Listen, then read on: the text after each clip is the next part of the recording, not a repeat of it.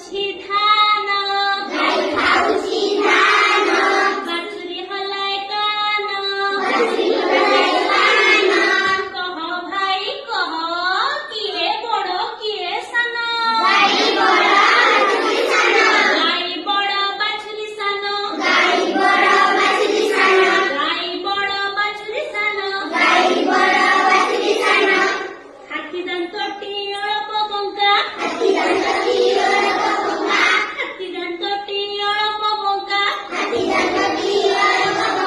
ମୂଷାର ଦାନ୍ତ ମୁନ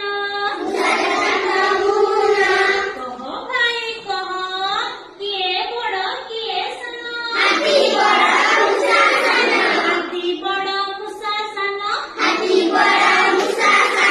ହାପାଟି ପକର ପକର ପିଲାଟି ତୁନ ତାଣ କହ ଭାଇ କହ କିଏ ବଡ଼ କିଏ ସାନ କିଏ ବଡ଼ ବୁଢ଼ା ବଡ଼ ପିଲାଟି ସାନ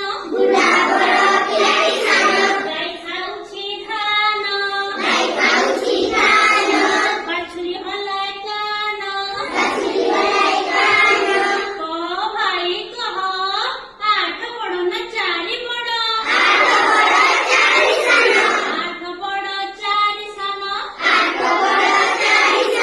ପିଲାମାନେ ବେଳେ ବେଳେ ବଡ ସାନ ତ ଜାଣିପାରନ୍ତି, ହେଲେ ବଡ ସାନ ଚିହ୍ନ ଦେବା କଥା ଆସିଲେ କନଫ୍ୟୁଜ ହେଇଯାନ୍ତି, କାରଣ ଚିହ୍ନ ପ୍ରାୟ ତାଙ୍କୁ ସମାନ ଲାଗେ। ସେଥିପାଇଁ ଭାବିଲି କେଉଁ କାମଟି କରିଲେ ପିଲାମାନେ ଅତି ସହଜରେ ବଡ ସାନର ଚିହ୍ନକୁ ଠିକ ଭାବରେ ବସାଇ ପାରିବେ। ଡିଭାଇଡର କିନ୍ତୁ ତମେ ଜାଣିଥାଅ ଏଟା ଡିଭାଇଡର କିଛି ଜାଣିବା ଦରକାର ନାହିଁ। ଏଇଟା ବଗ ଥଣ୍ଟ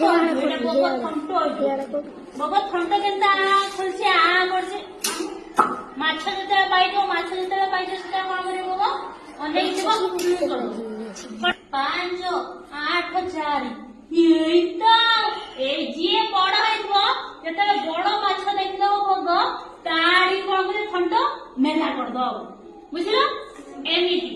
ତାହେଲେ ବଡ ଚିହ୍ନଟା ହଉଛି ଏମିତି ଦିଆଯାଏ। ବଡ 4 5 8 ଭିତରେ ବୁଲୁ ଆସ ତମେ ହେଲା ବଗର ଚିହ୍ନ ଏଇଭଳିଆ ବଗ ଥଣ୍ଟ ମେଲା କରୁଛି ଧୀରେ ଧୀରେ ଯିବ ଦେଖିବା 4 5 4 8 ଆଉ 5 ଭିତରେ କିଏ ବଡରେ ଧର ବଗ ଥଣ୍ଟ ହୁଅ କୋଉ ବଡ ମାଛଟା ଖାଇବାରେ ଚାଲ